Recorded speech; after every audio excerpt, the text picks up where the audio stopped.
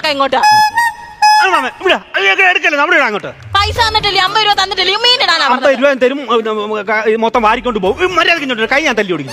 ഈ ചെറുക്കന്റെ സംസാരം കേട്ടാ തോന്നുവല്ല നീ ചോറ് കൊടുത്ത് വളർത്തുന്ന മീനാന്ന്. അങ്ങനെ വില എടുത്ത് ഞാൻ ഹാർബറിൽ നിന്ന് കൊണ്ടുവരാം. അതൊക്കെ ഉള്ളൂ. വേറെ ആർക്കും കൊടുക്കണ്ടായിരിക്കും പറഞ്ഞല്ലേ, നിങ്ങൾക്ക് മാത്രം വന്നേ കൂട്ടി. മതിയേ മതിയേ. നേരം എടുത്ത് ഒരു കറി വെക്കണം എന്നുണ്ടെങ്കിൽ ആറൊക്കെ വായിരിക്കുന്ന തെറി വെക്കണം അറിയാവോ? ഓഹോ എടാ ഇറക്കാ, നീ വന്ന മീന്റെ വയറ് വീർത്തിരിക്കുവാന്നല്ലോ. കൺഗ്രാചുലേഷൻസ്. പ്രസവം കഴിയുമ്പോ പറയണേ, കുഞ്ഞുമീൻ ഉടുപ്പും കൊണ്ട് ഞാൻ വരാം. ഓ പുഴുത്ത മീൻ തന്നിട്ട് അതിലും പുഴുത്ത കൗണ്ടർ പറയും. എന്റെ വായിരിക്കുന്നത് നിങ്ങൾ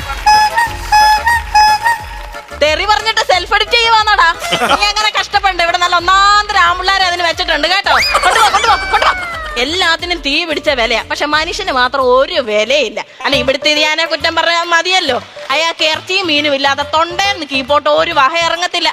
എന്നും ഇറച്ചി തിന്നുന്ന സിംഹം പോലും ഒരു ദിവസം ഉപവാസം എടുക്കാന്നാ ഞാൻ കേട്ടത്. പക്ഷെ ഇത് ഞാൻ വെളുപ്പിനെങ്ങാണ്ട് ഇറങ്ങി പോയേക്കുവാ. അവിടെ ഇവിടെ ആയിട്ട് കുറച്ച് കൃഷിയുണ്ട്, കപ്പയും കാച്ചിലും ഒക്കെ ആയിട്ട്.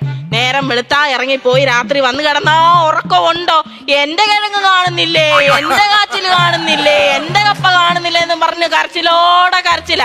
അധ്വാനിയാ, അയാളെ കുറ്റം പറഞ്ഞിട്ടും കാര്യമില്ല. എന്തോ മൃഗശല്യമാണെന്നറിയാവോ? കാട്ടുപന്നിയും മരപ്പട്ടിയും പന്നിയലിയും കൂടെ വന്ന് മൊത്തം ശല്യവാ. ഇപ്പൊ കേറി വരും. വരുന്നതിന് മുമ്പ് വെച്ചുണ്ടാക്കട്ടെ മൂക്ക് താച്ചുണ്ടി.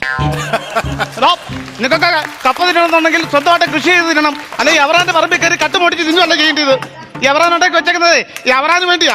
ഇനി എന്റെ പറമ്പിൽ കയറി പോയാൽ മുട്ടുകാല് തല്ലി ഓടിക്കാൻ വാഴയ്ക്ക് മുളയിടും. ഓരോന്നമാര് ഓസക്ക് തിന്നാൻ വേണ്ടി വന്നു. അന്നമ്മോ ഒരു പെണ്ണ്, അന്നമ്മോ